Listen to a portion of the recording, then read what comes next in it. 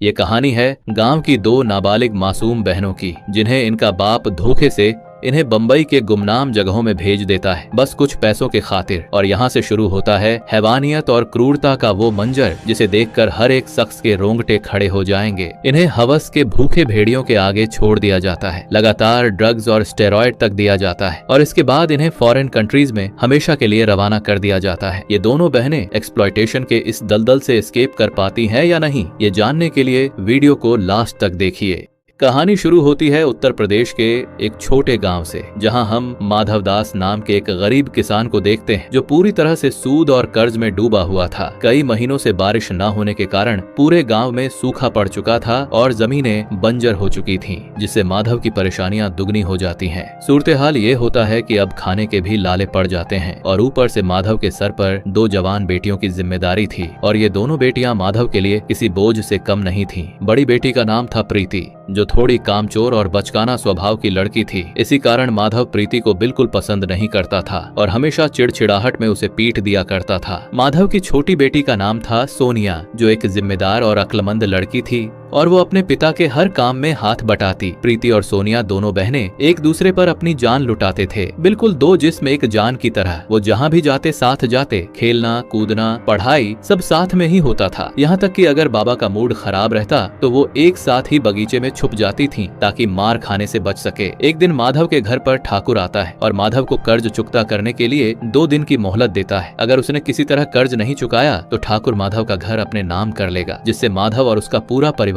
सड़क पर आ सकता था। अब हम देखते हैं कि गांव का एक लड़का जिसका नाम अमर है, वो सोनिया को बहुत पसंद करता है। एक दिन अमर अपने पैसे से सोनिया और प्रीति को साइबर कैफे ले जाता है और दोनों की एक जीमेल आईडी बना देता है। एक दिन सोनिया चुपके से देखती है कि उसके बाबा प्रीति को लेकर ठाकुर की हवेली की तरफ जा रहे हैं, जिससे सोनिया को कुछ अजीब महसूस होता है, क्योंकि पूरा गांव जानता था कि ठाकुर कितना नीच और घटिया इंसान है। सोनिया चुपके से अपने बाबा का पीछा करती है और ठाकुर की हवेली में पहुंच जाती है। वो देखती है कि ठाकुर उसके बाबा को कुछ पैसे दे रहा है और प्रीति को बंबई भेजने की बात चल रही है। सोनिया समझ जाती है कि ठाकुर के इरादे कुछ ठीक नहीं है और जरूर ये मेरी बहन का गलत फायदा उठाना चाहता है। इसके बाद सोनिया अपने बाबा के पास जाती है और उन्हें प्रीति को बंबई भेजने से रोकती है, पर माधव उसकी एक नहीं सुनता। वो जबरदस्ती सोनिया को खींचते हुए घर ले आता है और प्रीति को ठाकुर के हवेली में ही छोड़ देता है। उस रात सोनिया को नींद नहीं आती, क्योंकि उसके दिमाग में प्रीति को लेकर गलत थॉट्स आ रहे होते हैं। आखिरकार वो प्रीति के बारे में सोच कर पूरी तरह से परेशान हो जाती है और फैसला कर लेती है कि वो प्रीति के साथ जाएगी। सोनिया चुपके से अपने घर से निकल जाती है और रात के अंधेरे में ठाकुर की हवेली पहुंच जाती है। वहां ठाकुर उसे बताता है कि प्रीति को बंबई के लिए रवाना कर दिया गया है। तभी सोनिया भी बंबई जाने की जिद करने लगती है। ठाकुर सोनिया को एक औरत जिसका नाम सबिता होता है उससे मिलाता है और सोनिया को कल सुबह उसके साथ बंबई भेज देता है। कल बंबई पहुंचते ही सबिता सोनिया को शहर की विशाल इमारतों को दिखाने लगती है। उन बिल्डिंग्स की चकाचौंध को देखकर सोनिया को लगता है कि ठाकुर ने प्रीति को किसी अच्छे जगह पर काम दिलाया होगा और यहाँ मेरी जिंदगी भी बेहतर होने वाली है। लेकिन देखते ही देखते वो दिखावटी बिल्डिंग्स झुग्गी झोपड़ियों में बदलते जाते हैं और चारों तरफ से एक तेज दुर्गंध आने लगती है। सोनिया ने ऐसी गंदी जगह कभी नहीं देखी थी और उसका भरम एक झटके में टूट जाता है। उसे अंदाजा तक नहीं था कि जन्नत के ख्वाब दिखाने वाले इस माया नगरी के अंदर एक बड़ा जहन्नुम छुपा हुआ है, जो हर दिन कई मासूम लोगों की जिंदगी निगल जाता है। तभी सबिता सोनिया को एक बड़े से घर में ले आती है, जहां का मंजर देखकर सोनिया के होश उड़ जाते हैं। वहां खुलेआम औरतें मर्दों के साथ रोमांस कर रही होती हैं और चारों तरफ बस बेशर्मी और हीनता का मंजर दिख रहा होता है। अंत में कोठे का एक मुस्टंडा आता है और सोनिया को पकड़कर उस कोठे के मालिक, जिसका नाम फैसल खान है, उसके पास ले जाता है। फैसल सोनिया को देखकर बहुत खुश हो जाता है, क्योंकि सोनिया 17 साल की कुबारी लड़की थी और ऐसे ही कच्ची कलियों का पूरे इंटरनेशनल मार्केट में बहुत डिमांड था। फैसल अपने एक खास वर्कर, जिसका नाम माधुरी है, उसे सोनिया के कुबारेपन को चेक करने के लिए कहता है।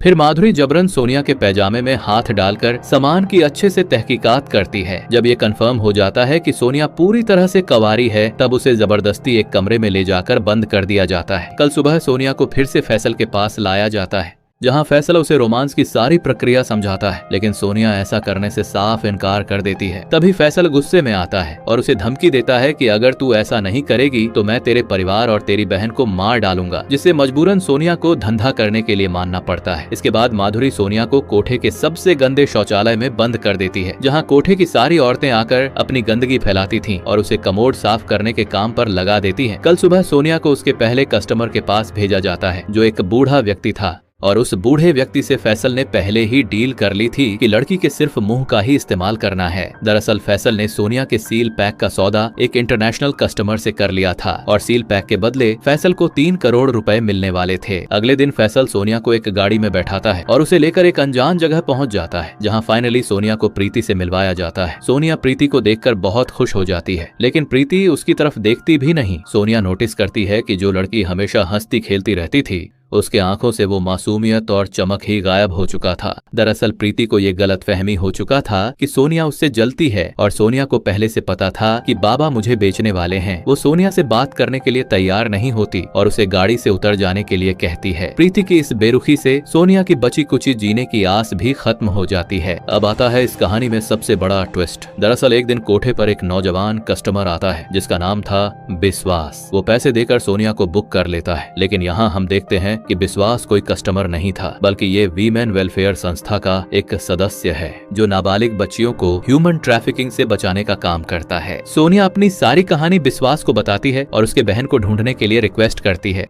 कुछ दिन बाद विश्वास उस कोठे पर पुलिस की एक टीम लेकर आता है और कोठे पर रेड मारता है, लेकिन रेड होने से पहले ही फैसल को भनक लग चुका था, क्योंकि कुछ पुलिस वाले फैसल से मिले हुए थे। इसीलिए फैसल को काफी वक्त मिल गया और उसने अपने कोठे के 2 नाबालिग लड़कियों को एक सीक्रेट चेंबर में छुपा दिया, जिसमें सोनिया भी शामिल थी। लेकिन विश्वास को पहले से ही उस सीक्रेट चेंबर के बारे में मालूम था, इसीलिए वो दीवार के पीछे छुपे एक नाबालिग लड़की को ढूंढ निकालता है। लेकिन यहाँ हम देखते हैं कि सोनिया जानबूझकर छुप गई थी, जिससे विश्वास उसे ढूंढ नहीं पाता। सोनिया ने ऐसा इसीलिए किया क्योंकि फैसल ने इसे धमकी दी थी कि अगर भागने की कोशिश की तो मैं तुम्हारी बहन को मार दूंगा। इसीलिए विश्वास को वहाँ से खाली हाथ लौटना पड़ता है। फैसल डिसाइड करता है कि वो सोनिया को इंटरनेशनल लोकेशंस के लिए भेज देगा, ताकि सोनिया के पकड़े जाने से पहले खूब मोटा पैसा छाप सके। सोनिया को ड्रग्स देकर एक पिंजरे में बंद कर दिया जाता है। तभी थोड़ी देर में वहाँ माधुरी आती है, जिसे सोनिया का ख्याल रखने का काम दिया गया था। रात में सोनिया और माधुरी को ड्रग्स का हाई डोज दिया जाता है, ताकि सफर के दौरान ये शोर न मचा सके, और सी पोर्ट ले जाकर उन्हें शिप के एक कंटेनर में लोड कर दिया जाता है, जहां देश विदेश से आई और भी लड़कियां मौजूद थीं।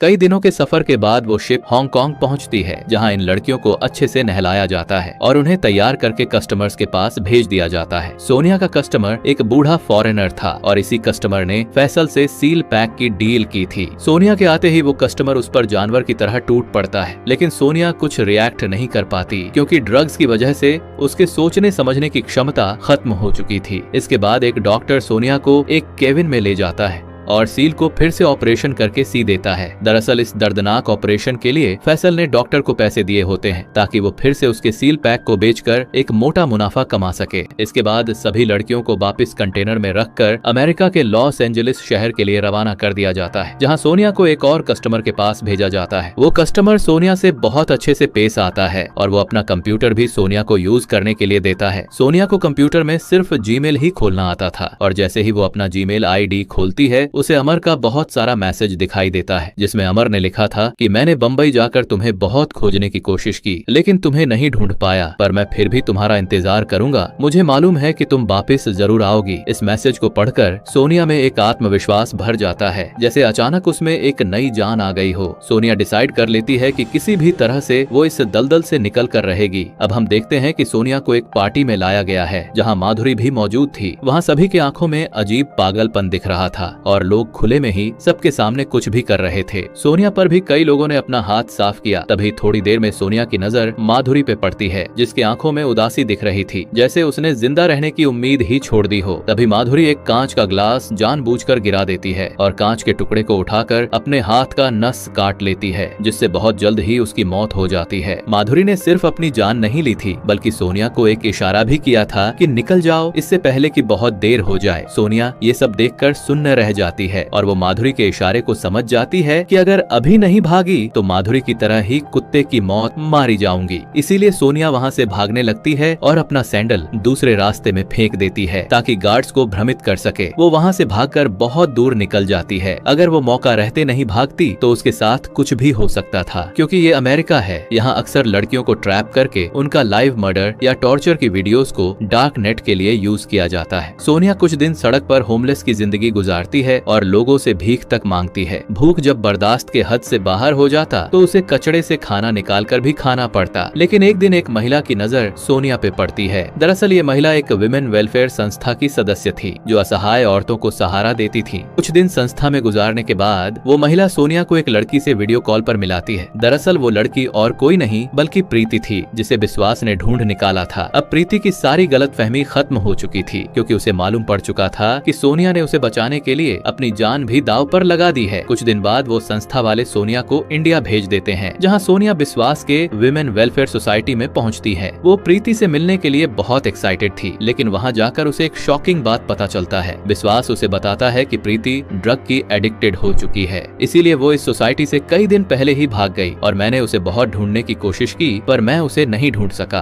कुछ दिन बाद सोनिया से उसके बाबा और माँ मिलने आते हैं, लेकिन सोनिया अपने उस घटिया बाप से नजर तक नहीं मिलाती और वो बस माँ से गले मिलकर रोने लगती है, जिससे माधव को अपने करतूतों पर पछतावा होता है और वो खाली हाथ अपने गाँव लौट जाता है। सोनिया अब विश्वास के सोसाइटी में ही रहने लगती है, जहाँ उसके जैसे और भी प्रताड़ित की हुई लड़कियां रहती थीं। सोनिया प्रीति को रोज ईमेल भेजा करती थी इस उम्मीद में कि एक दिन वो जरूर अपनी आईडी खोलकर मेरे मैसेज को देखेगी और मुझसे मिलने आएगी। जब भी बाहर कदमों की आहट होती उसे लगता कि उसकी बहन आ चुकी है, पर हर बार कोई दूसरा व्यक्ति ही निकलता। कई महीने गुजर जाते हैं और अमर भी सोनिया को ढूंढते हुए सोनिया के पास पहुंच जाता है, लेकिन प्रीति का कोई नामो निशान नहीं दिखता। शायद प्रीति उस गुमनामी की दुनिया में हमेशा के लिए खो चुकी थी, जहाँ से बाहर निकलना लगभग नामुमकिन था। और इसी के साथ ये कहानी यहीं खत्म हो जाती है। ये सिर्फ प्रीति और सोनिया की कहानी नहीं है, बल्कि भारत में हर साल करीब 20,000 लड़कियों का ट्रैफिकिंग करके उन्हें देह व्यापार के दलदल में ढकेल दिया जाता है और उनमें से करीब 3,000 लड़कियों को इंटरनेशनल रैकेट के जरिए विदेश भेज दिया जाता है, जहां से वो कभी वापस नहीं लौट पाती। और सबसे शॉकिंग बात यह है कि इन लड़कियों में ज्यादातर नाबालिग बच्चियां होती हैं। अगर इस टॉपिक को लेकर आपके कुछ थॉट्स हैं तो अपनी राय कमेंट्स में बताइए। मिलते हैं एक और इंटरेस्टिंग टॉपिक के साथ।